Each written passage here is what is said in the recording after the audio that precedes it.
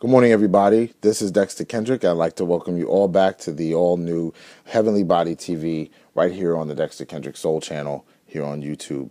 Please don't forget to like, share, and subscribe to Dexter Kendrick Soul on Facebook, Instagram, and right here on YouTube so you can stay up to date on the latest astrologically, latest relevant astrological information and psychic phenomena. Of course, I'm always available via private practice for personalized conversations regarding your personal horoscope, also as a psychic medium for readings. So you can IM me on Facebook or DM me on Instagram, Dexter Kendrick Soul. Remember the name. All right, so today we're going to be talking about Venus's current transit through Scorpio. Yesterday, which was December 4th, Venus moved into Scorpio. So we are going to be talking in this conversation about what it means for all of us when Venus goes to hell, right? So if we reiterate some conversations around Pluto, Hades, the god of the underworld, historically, and we talked about this, if you go back and visit Pluto's current transit through Capricorn, you'll get a little bit up to speed about what Pluto represents for us in our charts. Mythologically, Pluto was the god of the underworld. He ruled over the dead, those aspects of things of individuals that were over. And in our horoscopes, Pluto represents where we send material, emotional material that has died. It's where we send emotional material that has died. And historically, Pluto wore a helmet of invisibility. No one really knows the hour that something is going to come to an end. But all of a sudden, many times, there are clues. If you kind of look, at things that are breaking down and decaying, things move in a cycle. And so what Pluto would do, mythologically, is he would come up and abduct or claim individuals. And so we would be faced with circumstances wherever Pluto is in our charts. I highly recommend you go to alabe.com and check out where Capricorn is located for you. The houses in the horoscope represent what areas of life things are beginning to decay, break down, and then eventually you're going to be passing away or dying. Aspects of yourself that are no longer valid, aspects of yourself that are no longer giving you life, but that actually may be draining something from your spirit. So take a look at that, or definitely contact me. I can help you in that regard. So wherever Pluto is located in our chart, that's what we're looking at. We're looking at things that are on their way out. And so today, the conversation, however, is on Venus. But I wanted to preface that by talking about Pluto because the two of the ruling planets of Scorpio, the sign, which is how planets express themselves, but the driving force behind Scorpio is Pluto and Mars. I highly recommend you go take a look at when I was discussing the sun's movement into Scorpio. You'll get more of a sense about the energetic surrounding Scorpio, etc. Today we'll be revisiting that for a moment, but I want to really touch on Venus. So let's talk about Venus for a second. We know that Venus travels through each sign about 3 to 4 weeks at a time, except this year she was in Leo. She had a very long love affair with the sign Leo this year. She moved in I believe, June and didn't leave until September. So her and Leo were rolling around in bed for a minute. But let's talk about the essence of Venus. So picture this, right? The beginning of history. And Saturn, the god Saturn, has just castrated his father, tossed his penis and testicles into the ocean, where all of a sudden, into Mother Earth, Gaia, and all of a sudden she gave birth to Venus. Venus arises on a clamshell out of a froth of bubbling water out of her mother's womb, and and here she is. So she was born out of desire. And I want to say this because we know Venus to be the planet of love and beauty, and some people will even say relationships, but Venus is not really necessarily interested in relationships in our chart, wherever Venus is located, so much as she's interested in our relationship with ourselves. She represents the basic feminine principle. And there is a certain level of narcissism associated with that. If you look at the feminine principle, how we draw it, that glyph, it's like a circle and a cross underneath. It kind of looks like a mirror. It's about how our relationships show us aspects of ourselves that we like. And it represents that all of our relationships are indications of how we feel about ourselves, what we like, what we will accept, what we value. And so if relationships are showing up as something that are negative or abusive, or relationships that are not really truly feeding you, one has to take a look at one's Venus in their chart to see if it is negatively aspected or afflicted, and if there's extra work that needs to be done in that arena so that your relationships can begin to truly reflect who you are. Now let's talk about desire. Historically, Venus is the goddess of charm and adornment and beauty, and she was married to Hephaestus, he was a smith maker, so he worked with iron and welding and all of the metals of the earth, but he was deformed and ugly, so it's kind of interesting twist of fate that she would be betrothed to somebody who was ugly, and she was the goddess of love and adornment. But it did not matter to her that she was married to him, because she had many love affairs with lots of other people. And so where we have Venus showing up in our charts, it's a place where there can be a significant amount of drama. Husbands leave their wives, wives leave their husbands, husbands stay with their wives but have a side piece on the side. Children are introduced to dramas regarding love and relationships. Hearts are broken. If you think about also, and I'm just giving you a sense of Venus right now. If you think about also Venus's counterpart, Eros or Cupid, right? He carries a bow and arrow. And we think of Cupid as all nice and friendly, but truthfully, Venus was a very, very petty. The gods and goddesses historically have been very, very petty, and I believe that that was a way for ancient peoples to understand twists of fate, how life is not always necessarily fair. But Venus represents the desire principle, and it has little regard for the other person. It's about how we're going after what we desire for ourselves, and so it was not uncommon for individuals who gave individuals mythologically who gave praise to Aphrodite for her to bless them with the love of their lives.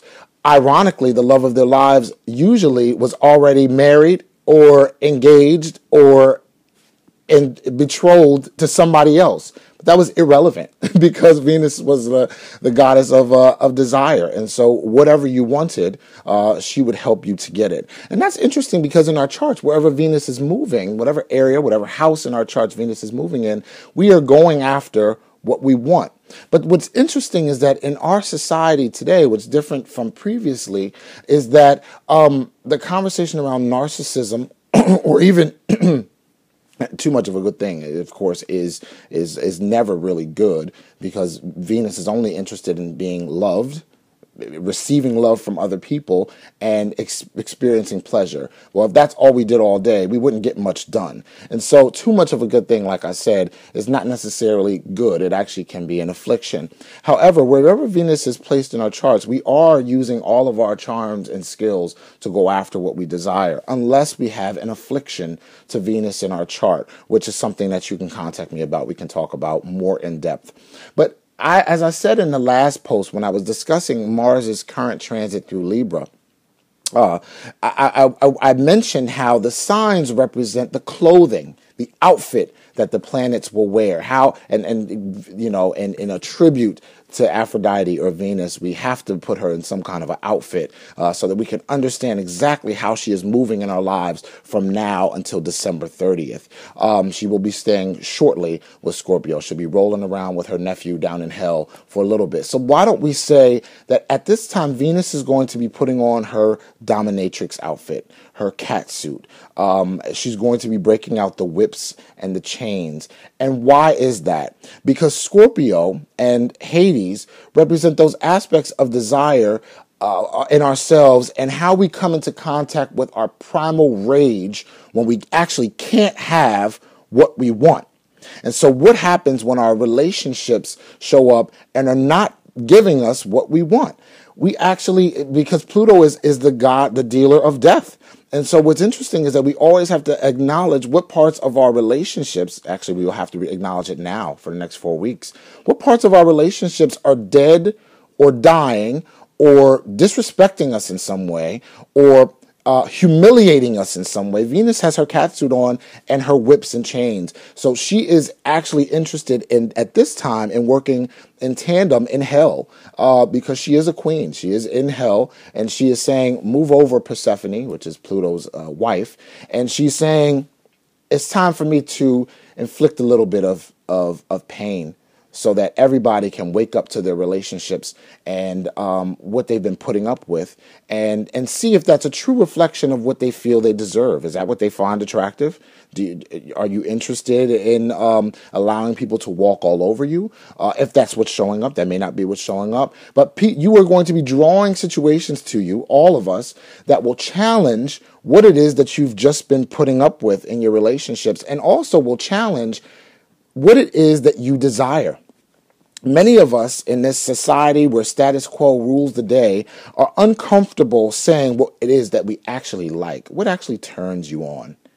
Now, with Pluto, with Venus in Scorpio, Venus in hell, it's time to take a look at those nasty little truths about ourselves that can be quite interesting to explore if we look at them dispassionately. Those nasty little truths and things that actually bring us pleasure. Maybe we don't want other people to know about them, but whatever we try to hide from other people, we'll also hide from ourselves. And I assert that if your relationship, your love life, and you'll tell me at the end of December, because Venus is going to be scouring hell, your personal relationship hell, and bringing up these issues so that you can understand that Venus, mythologically, did not seek the company of men because they gave her power. She had power because she didn't need them. In fact, when she engaged with a man, it was because she liked him, not because she wanted him to like her.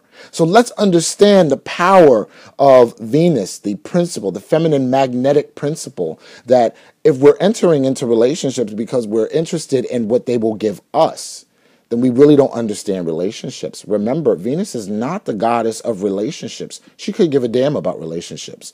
Her relationship, her true relationship, is with herself. So she's only interested in what she can receive more about herself through a relationship. What can we learn through our relationship? And when our lover leaves us, when somebody breaks up with us, when we find out we've been cheated on, we come into aspects of ourselves regarding our relationships that we didn't know existed. How do we pick up the pieces after that? What about what we desired? What about what it was we wanted? Or were we in a true relationship with ourselves? Or were we expecting that this other party was going to fill an emptiness that we otherwise did not want to live with? And so we have to come into contact with that. And in this society where everything is built around couples, many people have been made to feel as though being alone and having solitude and some time to reflect is actually a taboo. So we're going to be coming into contact with what we consider to be our personal taboos as well during this period from now until December 30th. Interesting conversation. I'd love to hear some of your experiences. Nonetheless, let's talk about Cupid, because Cupid carried a bow and arrow. If someone, let's use an example. So Zeus was having a contest and called on a gentleman named Paris to have a beauty contest and decide which of three goddesses was the most beautiful, right? And the winner, the goddess who won, would receive a golden apple.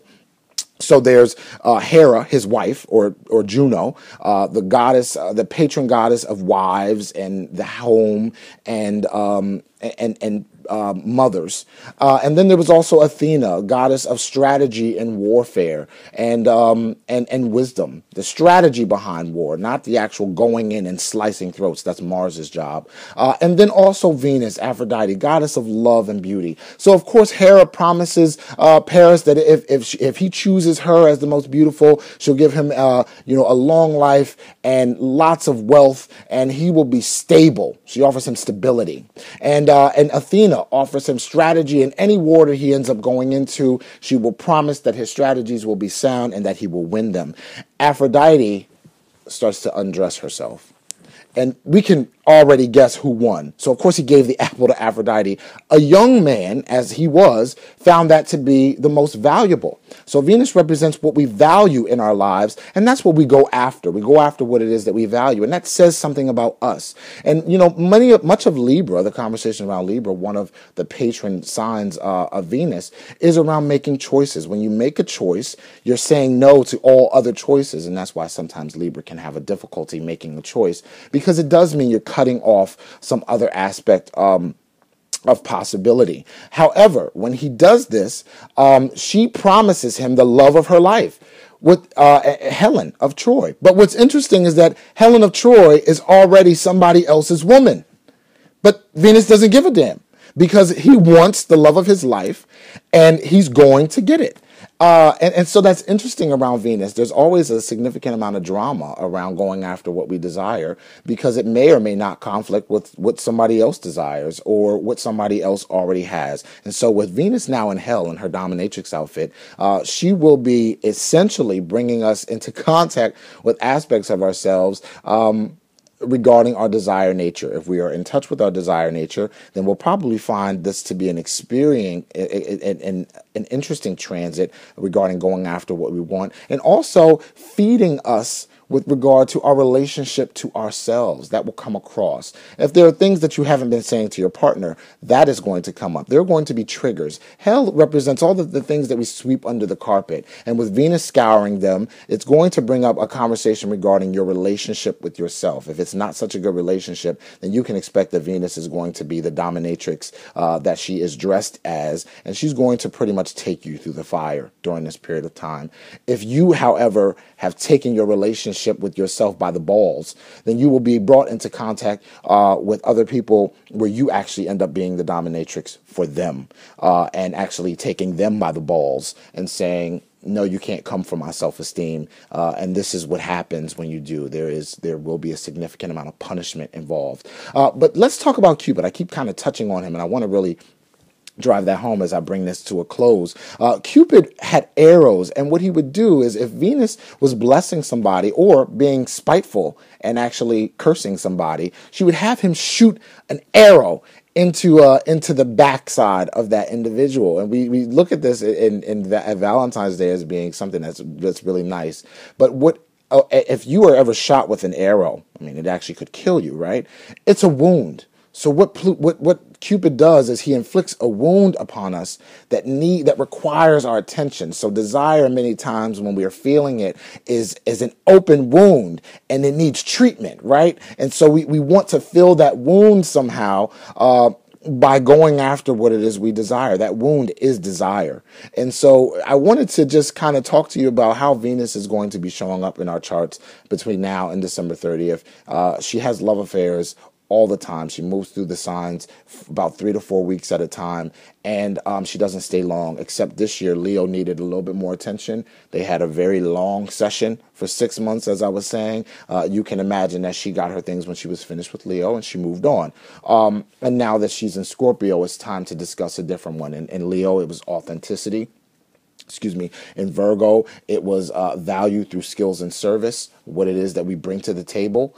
And in Libra, it was the conversation around how other people show up for us and what our relationship is with ourselves, regardless of how they're showing up, how we go about getting what we want from others. And here in Scorpio, it's about those aspects of ourselves in intimate relationships. What happens after the honeymoon? Libra represents the idea of love, which we discussed before, and the happily ever after. But what happens how is Cinderella as a housewife? We saw how she was when she was a stepsister that was, brushed, behind the scenes and not going after what she wanted. But what happened when she changed, got dressed up, threw on some makeup, went to the ball, and was the showstopper? What happens then when she's relegated as a princess, and when she didn't even come from royalty? When she became a princess, how was she then? Did she turn into a bitch?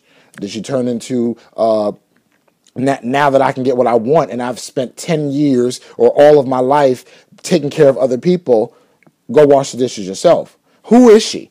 In Scorpio, we talk about intimacy. So what happens after happily ever after? And honestly, since we write our own stories, we get to say. Sometimes our happily ever after, in true Pluto and Hades fashion, means that we cut somebody off. Means that, we in order to go after what we want, we kill off somebody else in our lives, or we kill off some aspect of a relationship that we have not been speaking the truth on, or we bring up some things. You'll find that Venus will draw conversations to you that will tempt you to come to bring it, to have the heart-to-heart conversation that you otherwise perhaps would not have had. Certainly not in Libra, certainly not in tasteful and refined Libra, where we have on our suit or we have on our cocktail dress, and we wouldn't dream of saying something in mixed company that could possibly ruffle feathers and shake up the table. Well, guess who's coming to dinner? When Venus goes into hell, this is a private conversation. These are private conversations that we're having with ourselves and that we can have with other people regarding, well, while we're on the subject. Or, well, you know what, there's a big ass elephant in the room. Why don't we tackle that for a second? Or, since we're having this heart to heart and you've told me what so-and-so has said about me, or, what conversations are taking place behind closed doors regarding me, why don't I tell you about what has been going on with you? Why don't we level the playing field so that we can start brand new and you can understand who you're dealing with? So we're going to have to come into contact with ourselves. All of these confrontations and relationships are a reflection of self. So best of luck while Venus is taking care of you and taking you through the fire between now and December 30th. Pain is pleasure. You might enjoy it. Definitely don't forget to like, share, subscribe to Dexter Kendrick Soul on YouTube, Instagram, Facebook. Message me, DM me, schedule your own psychic reading or astrology conversation. I'll be happy to chat with you. I will see you soon, and certainly I will see you in the stars. Take care.